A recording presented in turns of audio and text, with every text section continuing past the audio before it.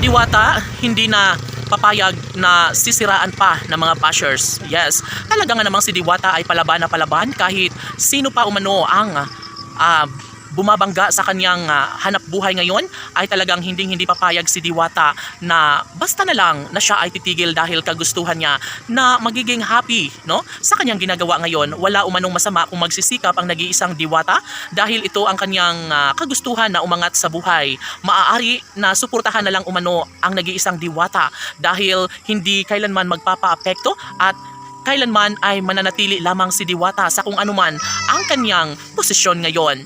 No, hindi umano lalaki ang ulo ng nag-iisang Diwata kahit ano pa ang mangyayari, kahit mas magtagumpay pa umano siya sa kanyang career, sa kanyang negosyo at kung ano pa, ay talaga nga namang nangingibabaw pa rin ang pagsuporta ng mga netizens sa nag-iisang Diwata. Lahat umano ay gagawin ni Diwata upang magtagumpay sa kanyang hangarin dahil si Diwata ngayon ay sobrang famous na at sadya nga namang patuloy siyang dinudumog.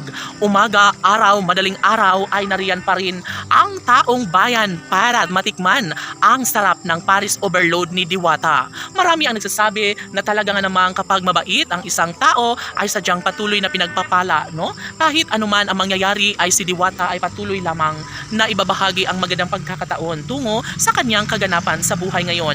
Kasaganahan at pag-angat ang pinaka-inaabangan para sa mga fans ni Diwata ay sobrang happy umano sila ngayon dahil una sa lahat mas nagkakaroon umano ng kampiyansa ngayon si Diwata at patuloy pa rin niyang ginagampanan ang kung anuman napaka-hands-on umano ni Diwata sa kanyang hanap buhay ngayon sa Diwata Paris Overload at inaanyayahan ang lahat na pumunta sa kanyang pwesto upang matikman ang kanyang Seek and Joy, ang kanyang Paris na talaga nga namang marami ang nagkakagusto na matikman at nangangarap na makapunta sa pwesto kung saan ngayon ang mamiha ang Paris Overload, no, ni Diwata. Ay sadya nga namang happy ang lahat para kay Diwata at ang mga bashers ay nandyan lamang patuloy na naninira.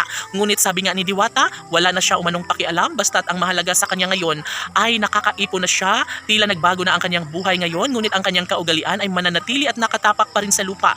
Ang kanyang mga paa bilang patuloy na namumuhay sa mundo na magbibigay kaligayahan, no? Hindi lamang matitikman nila ang Paris Overload ni Diwata, matitikman din nila ang kaligayahan dahil araw-araw ay nariyan si Diwata sa kanyang tindahan sa Diwata Paris Overload na siya nga namang dinudumog ngayon ng milyon-milyon na mga tagahanga. Maraming mga vloggers ang pumupunta doon sa pwesto ni Diwata at marami ang nagsasabi na talaga nga namang dapat lamang nasuportahan ang nag-iisang Diwata dahil kakaiba umano si Diwata na siyang patuloy na minamahal at patuloy na sinusuportahan ng taong bayan.